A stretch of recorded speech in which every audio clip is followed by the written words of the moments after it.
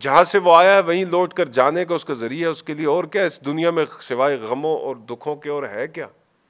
ٹھیک ہے، اس کی ہدایت کے رستے میں اگر رکاوٹ دنیا بن رہی ہے تو اسے فوراً مصلی بچھا کر اللہ کے حضور میں سرب سجود ہونا چاہیے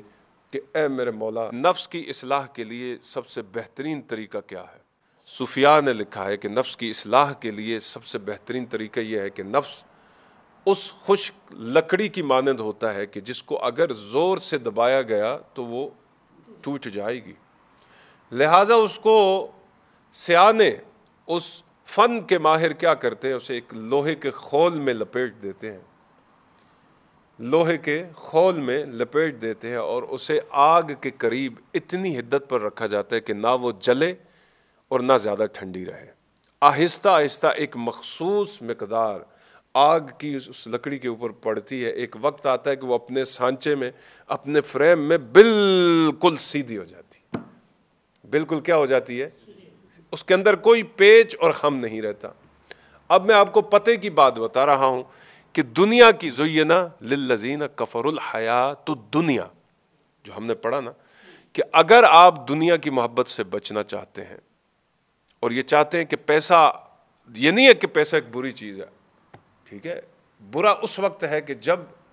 اللہ رسول کی نافرمانی میں استعمال ہو، حرام کے کاموں میں استعمال ہو، ٹھیک ہے۔ دنیا اس وقت بری ہے کہ جب وہ دنیا آخرت کے لیے نفع کا باعث نہ بن رہی ہو، ٹھیک ہے جی، جب وہ دنیا آخرت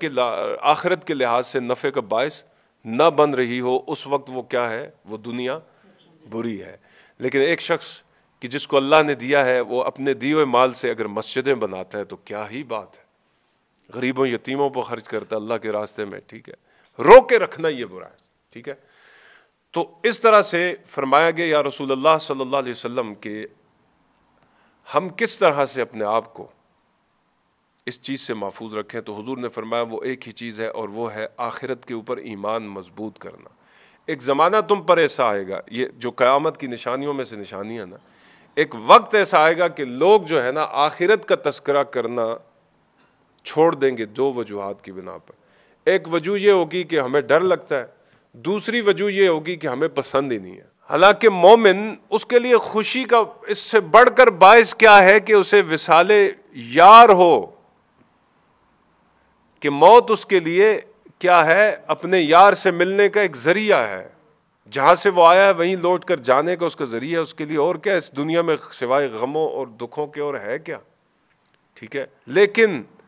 پھر بات یہ آگی زین للذین کفروا الحیات الدنیا، خوشنما اگر کسی کے لیے دنیا بن رہی ہے، اس کے اعمال کے رستے میں رکاوٹ بن رہی ہے، اس کے ایمان کے رستے میں رکاوٹ اگر دنیا بن رہی ہے، اس کی ہدایت کے رستے میں اگر رکاوٹ دنیا بن رہی ہے، تو اسے فوراً مصلی بچھا کر اللہ کے حضور میں سرب سجود ہونا چاہیے کہ اے میرے مولا، میں اگر ہدایت اپنی صلاحیت کے بل بوتے پر یہ دعویٰ کروں کہ حاصل کر سکتا ہوں، تو مولا میری کوئی صلاحیت نہیں ہے، میرے اندر کوئی ایسا گن نہیں، کوئی ایسا فن نہیں، کوئی میرے اندر ایسی قابل تعریف بات نہیں ہے، کوئی میرے اندر ایسا ہنر نہیں کہ جس سے میں اپنی اصلاح کر سکوں اور ہدایت کو پا سکوں۔ مولا تیرے ہی ہاتھ میں ہدایت ہے۔ اور آج کے اس ماحول کے اندر اگر آپ دیکھیں تو آخرت کا جو کنسپٹ ہے وہ بالکل گہنا چکا ہے۔ لوگ دنیا کے اندر اتنے مست ہیں کہ وہ سمجھتے ہیں کہ یہ ایک کہانی ہے، مرنا کسی کو یاد ہی نہیں ہے، مرنا کوئی نہیں چاہتا۔ حالانکہ ایک مومن وہ ہے کہ جو ہر وقت اپنے آپ کو موت کے لیے تیار رکھتا ہے، اس لیے نہیں کہ وہ موت سے ڈرتا ہے، وہ اس لیے کہ وہ اس قید خانے سے چھوٹے اور ہمیشہ ہمیشہ کے لیے وہ آزادی حاصل کرے۔ نبی علیہ السلام نے نہیں فرمایا دنیا مومن کے لیے قید خانہ ہے، پنجرہ ہے جس میں وہ قید ہے، اور جنت ہے کس کے لیے؟ کافر کے لیے۔ تو ایمان بالغیب کی جو کچھ اور تشریحات ہیں وہ انشاءاللہ ہم اگلی مجلس میں کریں گے۔ خداوند کریم سے یہی دعا ہے کہ ہمیں اس دنیا کے اندر اس سے اس قدر نفع اٹھانے کی توفیق عطا کرے کہ جس سے ہمارا گزر بسر اچھے طریقے سے ہو جائے اور ہم ایمان کو اپنے ساتھ سلامتی کے ساتھ لے کر اس دنیا سے چلے جائیں، آخرت بھی بہتر ہو اور دنیا بھی بہتر ہو۔ جزاکم اللہ تعالی، صدق اللہ العظیم۔